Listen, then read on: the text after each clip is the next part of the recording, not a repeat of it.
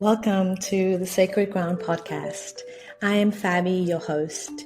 As we step into sacred ground, this is a space for spiritual seekers, star seeds, and soul-led entrepreneurs who are ready to deepen their connection with themselves, their spirit guides, and their purpose. This podcast blends practical guidance, intuitive insights, and transformational conversations to support you as you navigate your spiritual journey. Each episode explores the themes of awakening, healing, transformation, and discovering your galactic and soul-led purpose. Expect real talk, guided practices, journal prompts, and stories from the edge of spiritual growth, all designed to help you feel seen, supported, and empowered. Whether you're navigating the early stages of awakening, moving through spiritual crisis, or stepping into your cosmic mission, Sacred Ground offers a safe, grounded, and soul-aligned container for clarity, connection, and growth. Tune in to explore spiritual awakening and intuitive development, gain tools and practices to stay grounded through transformation, connect with stories and insights from like-minded seekers, and deepen your trust in your intuition and your spiritual guidance. This is your invitation to sit, reflect, and grow, one episode at a time. Sacred Ground is where your journey meets support, clarity, and community. Welcome. Let's get started. In today's episode, we're going to talk about trigger identification and go through a process to cultivate awareness for emotional healing and release. This self-reflection exercise will guide you through the process of identifying, understanding, and releasing undesired emotional triggers. By recognizing the physical sensations, emotions, and thoughts linked to your triggers, you'll begin to separate them from their stimuli and reduce their impact over time. So why does this matter? Triggers are often subtle, making it difficult to recognize them right away. However, there are no coincidences. An unexpected headache, tight chest, or sudden agitation could indicate a trigger response. This exercise will help you start noticing these patterns. It's best to do this exercise at the end of the day, once the noise of the day has subsided, but before you wind down completely for sleep. I would recommend setting aside 5 to 10 minutes, though you are welcome to spend more time if needed. So how do we begin? Find a comfortable space, whether you're sitting on the couch, going for a gentle stroll, or engaging in relaxing activities. Use the emotional and feelings wheel, provided as a link in the show notes, to reflect on key moments in your day. The goal is to label emotions with clarity and focus, focusing on what stood out the most. So, step 1 is reflecting on your day.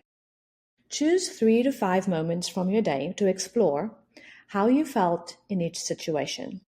Here are some prompts to guide you in your reflection. How did I feel when I woke up? For example, you may have felt like you didn't want to wake up because you felt lonely or depressed or powerless. Or I woke up with a racing heart, feeling anxious and overstimulated and overwhelmed. Moving on to how you felt during lunch. You may have felt stressed with work. Because of that, you may not have enough time to eat, felt anxious and lonely and frustrated. And then moving on to how you felt after finishing your work day or school. You may have felt exhausted but accomplished.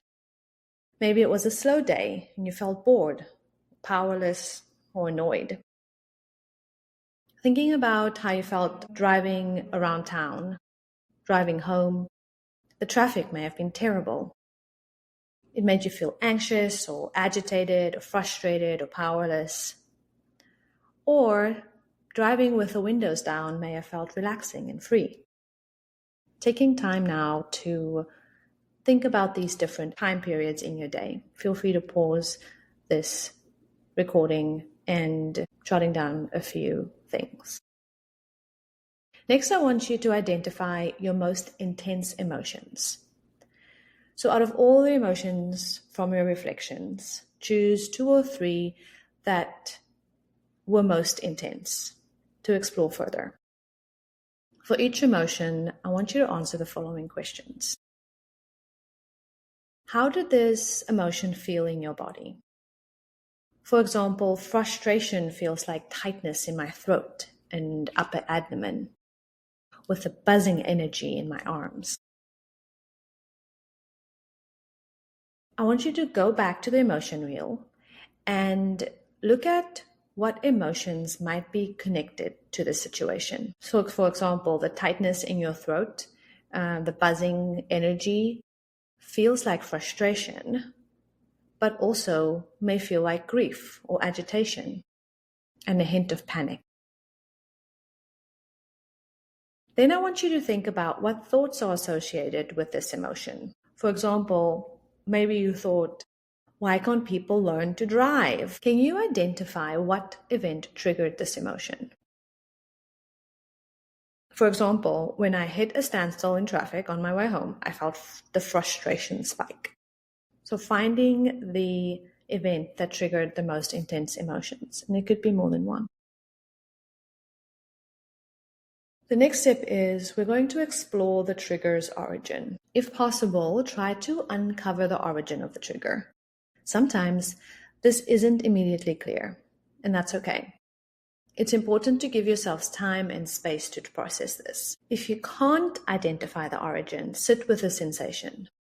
Notice how it feels and let the sensation ease naturally. For example, you may think, when I think about sitting in traffic, I still feel tension in my throat and a buzzing energy. I'll breathe into it until it softens. If you can identify the origin, ask yourself, what past event does this remind me of? Are there similarities between this recent event and the original situation? An example of this may be that being stuck in traffic reminds me of when I couldn't reach my grandmother before she passed, or when my mom yelled at me while we were stuck in traffic and I felt trapped with no way out.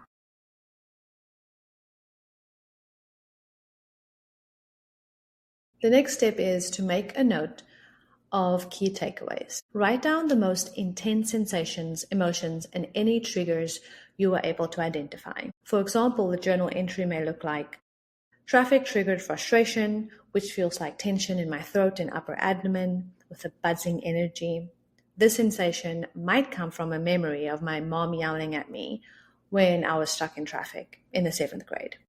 It does not have to be that specific, but just taking time to journal how you can tie the sensations and the triggers of the events of today with a possible memory. After completing the exercise, it's normal to feel activated or tired. Here are some ways to help you regulate. If you feel activated or overstimulated, try going for a walk, crying or journaling, grounding by standing barefoot outside, or meditating and deeply breathing. If you feel drained or exhausted, try reading or watching TV, taking a warm bath, or eating a comfort meal. It may also help to go to bed earlier.